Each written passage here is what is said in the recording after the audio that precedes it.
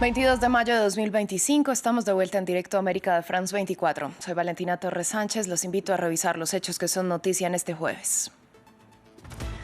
Naciones Unidas indicó que los suministros de 90 de los 198 camiones con ayuda humanitaria que han ingresado a la Franja de Gaza ya han sido distribuidos.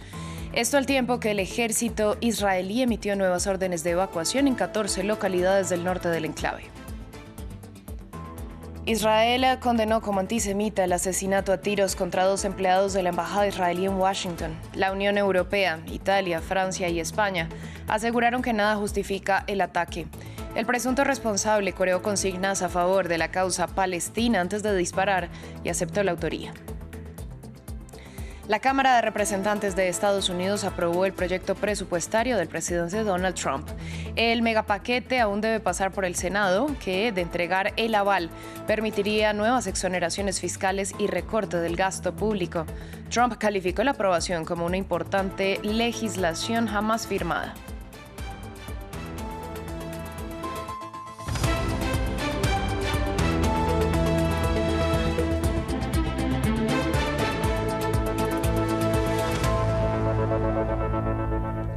Comenzamos en la Franja de Gaza ante la crítica situación humanitaria que enfrentan los ciudadanos.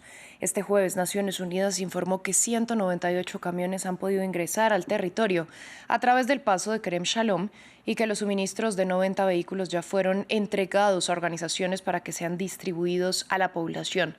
Y mientras avanza la distribución de las primeras ayudas, continúa la ofensiva israelí en el enclave palestino.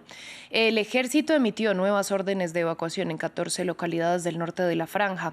Federico Cuellar Verena, corresponsal de France 24, nos informó previamente sobre el avance de la ofensiva.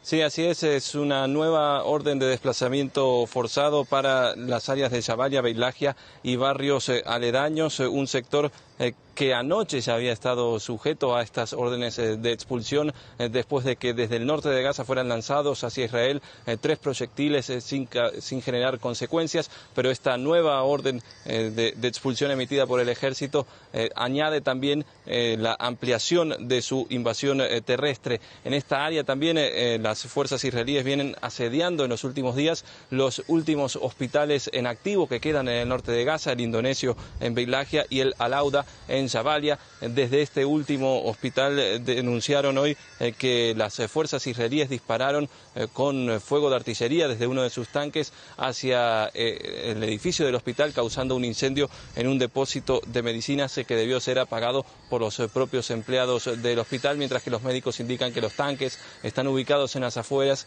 e impiden el acceso al hospital Al-Auda. Con todo esto también hay que señalar que según las fuentes médicas palestinas, al menos 35 palestinos han muerto este jueves en distintos ataques israelíes y que según la última actualización del Ministerio de Salud gazatí, al menos 107 han muerto en las últimas 24 horas, incluyendo 3 cuerpos que fueron recuperados. Este jueves se conoció otra cifra alarmante respecto a la guerra de Israel en Gaza y es el número de niños que han sido asesinados desde el inicio del conflicto en octubre de 2023, que según el Ministerio gazatí superan los 16.000 menores, entre ellos 900 bebés de menos de un año. Por otro lado, el Ministerio de Sanidad de la Autoridad Palestina reportó la muerte de 29 niños y ancianos por inanición en los últimos días. Tenemos información de que más de 29 niños pequeños, bebés y ancianos perdieron la vida debido a problemas relacionados con la hambruna. En cada nacimiento, algunos recién nacidos tienen bajo peso y necesitan cuidados intensivos. Ahora, sin ecografías ni unidades de cuidados intensivos para bebés, estos están condenados a muerte. Viven solo un par de días y sucumben. Vamos ahora a Yemen porque los hutíes reivindicaron este jueves el ataque del pasado 4 de mayo contra el aeropuerto Ben Gurión a las afueras de Tel Aviv. Esto al tiempo que Israel confirmó haber interceptado un nuevo misil lanzado desde Yemen. Los rebeldes indicaron que también son responsables de un doble bombardeo con drones contra objetivos tanto en Tel Aviv como en Haifa y que se trata de una respuesta a la escalada en la Franja de Gaza. El portavoz militar de los hutíes puntualizó que se trató de una operación militar que logró su objetivo con éxito. En el norte del Líbano, en el barrio alauita de Jabal Mohsen, la sombra de la guerra en Siria sigue presente. Allí se han refugiado miles de sirios y libaneses tras los últimos ataques en Tartus y Latakia. Aislada y estigmatizada, esta comunidad enfrenta hoy un futuro incierto, mientras el gobierno libanés negocia el retorno de los refugiados. Etel Bonet, corresponsal de France 24, nos trae el informe. En un almacén bajo un edificio de Jabal Mohsen, un Mahmoud intenta recomenzar su vida. Tiene 70 años y por primera vez ha dejado Siria. Huyó tras las masacres en Tartus y aunque encontró refugio en este barrio alauita de Trípoli, vive entre la gratitud y la incertidumbre. Tengo 70 años y pasé toda mi vida en Siria, en seguridad. Vinimos por miedo, tengo hijos y allá no estamos seguros. Aquí nos han ayudado. Doy gracias a Dios. Esperamos volver cuando Siria se estabilice. En este refugio improvisado, el GKA se organiza la llegada de familias desplazadas. Es el líder más joven de la comunidad alauí en Líbano y coordina la acogida a quienes huyeron de la violencia en Siria. Solo en este barrio, más de 14.000 personas han buscado refugio tras los últimos ataques.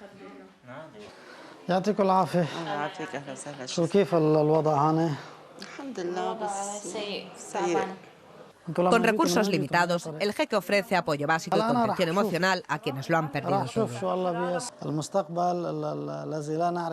Dependemos de iniciativas individuales, pero lo que más tememos es el futuro. No sabemos qué hay al final del túnel. Solo un acuerdo político permitirá su retorno. En ese mismo barrio, un grupo de jóvenes, liderado por Angelina Bilal, puso en marcha el proyecto Alauita, una iniciativa para combatir el aislamiento y restablecer la convivencia intercomunitaria.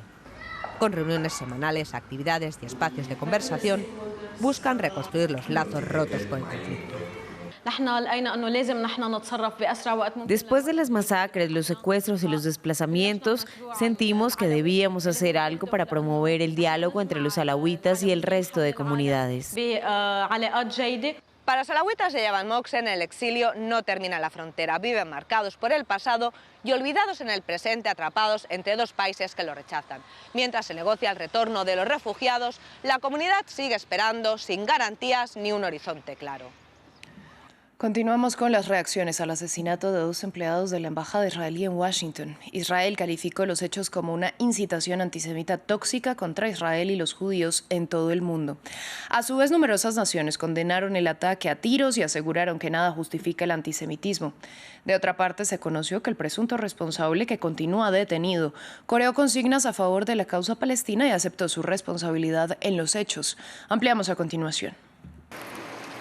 Una esquina en el corazón de la capital de Estados Unidos ahora es la escena de un crimen. 2 personas fueron asesinadas a tiros cuando salían de un evento en el Capital Jewish Museum el miércoles por la noche. Algunos de los asistentes al acto describieron la confusión inicial tras oír los disparos. Dijeron que dejaron entrar al agresor al museo, al principio considerado como una víctima, antes de que empezara a gritar "Palestina libre". Oímos disparos y entonces entra un hombre. Parece muy angustiado y la gente le habla e intenta calmarle.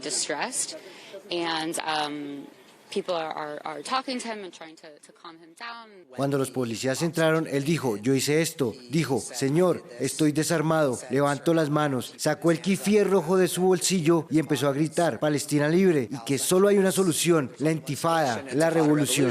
La policía identificó al sospechoso como un hombre de 30 años de Chicago, que no estaba reseñado previamente por las autoridades. Antes del tiroteo se observó al sospechoso paseándose de un lado a otro fuera del museo. Se acercó a un grupo de 4 personas, sacó una pistola y abrió fuego, alcanzando a nuestros 2 fallecidos. Según el embajador de Israel en Estados Unidos, los muertos en el ataque eran miembros del personal de la embajada israelí.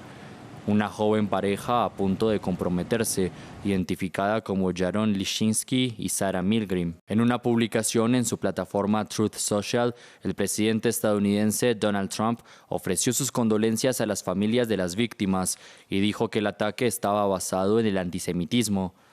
El ministro de Asuntos Exteriores israelí aseguró que el tiroteo se inspiró en las condenas internacionales contra Israel por su guerra en Gaza. Hay una línea directa que conecta la incitación antisemita y anti-israelí con este asesinato. Estos comentarios sobre el genocidio, los crímenes contra la humanidad y el asesinato de bebés allanaron el camino exactamente para tales asesinatos. Tras el atentado, el primer ministro israelí, Benjamin Netanyahu, dijo que había ordenado reforzar las medidas de seguridad en las misiones diplomáticas israelíes en todo el mundo. También en Estados Unidos, la Cámara de Representantes le dio su aval al proyecto económico de Donald Trump, que ahora pasa al Senado. La iniciativa salió adelante con una diferencia de apenas un voto, lo que demuestra la visión de los republicanos en torno al proyecto. De convertirse en ley, se cumplirían muchas de las promesas de campaña de Trump, incluyendo nuevas exenciones fiscales sobre propinas y préstamos para automóviles, así como más gasto en el ejército y en la seguridad fronteriza. Pero también recortaría rubros como Medicaid y elevaría una ya abultada deuda. Esperamos con interés la oportuna consideración por parte del Senado de esta legislación única en su tipo. Estamos listos para continuar trabajando juntos para lograr este gran y hermoso proyecto de ley, como lo denominó el propio presidente Trump. Lo enviaremos a su despacho. Lo lograremos para el Día de la Independencia, el 4 de julio, y celebraremos una nueva era dorada en Estados Unidos. Vamos ahora a América Latina y continuamos en El Salvador porque más de 70 organizaciones expresaron su rechazo a la ley de agentes extranjeros aprobada el martes por la Asamblea Nacional, donde el partido de Nayib Bukele cuenta con mayoría casi absoluta. La normativa impone un impuesto de 30% a todas las operaciones de las organizaciones en el país, por lo que es considerada una escalada en la criminalización y ataques contra activistas y defensores de derechos humanos. Jesús Yajure nos cuenta. Rechazo a la ley de agentes extranjeros de El Salvador. Más de 70 organizaciones expresaron preocupación y repudiaron una ley promovida por el presidente Nayib Bukele que afirman criminaliza el trabajo de las ONG en el país. La ley fue aprobada el martes por el Parlamento con los votos de 57 de 60 legisladores. En primer lugar, no se trata de nada de esto, de temas de soberanía, no se trata tampoco de un tema de transparencia, que es el principal argumento del gobierno, sino que es simplemente una acción sistemática de represión contra las voces que hemos sido críticas de la gestión gubernamental. La ley crea el registro de agentes extranjeros e impone el ingreso obligatorio. Además, prohíbe recibir o usar donaciones para actividades no declaradas, cambiar el propósito o uso de los fondos y recibir donaciones anónimas. Impone multas de $10,000 a $200,000 por infracciones y establece un impuesto de 30% a todas las organizaciones, que regirá sobre todas sus operaciones, desembolsos, transferencias, compras e importación de bienes. Las organizaciones denuncian censura y criminalización de la defensa de derechos humanos. Además, argumentan que las ONG en el país ya están debidamente registradas y rinden cuentas sobre el origen de su financiamiento. Estos hechos forman parte de una escalada de violencia que ha generado un peligroso escenario de criminalización y censura de la defensa de derechos humanos por parte del Estado salvadoreño, que atenta directamente contra el derecho a la reunión pacífica, la libertad de expresión y el derecho de asociación. La aprobación de esta ley ocurre 2 días después del arresto de Ruth López, una prominente abogada, defensora de derechos humanos y activista anticorrupción detenida bajo cargos de malversación de fondos. López, quien era directora de una importante ONG en el país, había denunciado las políticas de seguridad de Bukele y el uso irregular de fondos públicos por parte del gobierno. El Tribunal Constitucional de Rumania declaró a Nakush Jordan como el presidente electo del país. Esto tras imponerse en la segunda vuelta de las elecciones frente al ultranacionalista George Simion, que había pedido el miércoles anular los resultados tras alegar interferencia extranjera por parte de Francia y Moldavia. El mismo señalamiento que llevó a la anulación de las elecciones en diciembre, pero en ese momento por injerencia rusa. El Tribunal Constitucional negó el recurso de Simion y Dan dijo estar listo para gobernar.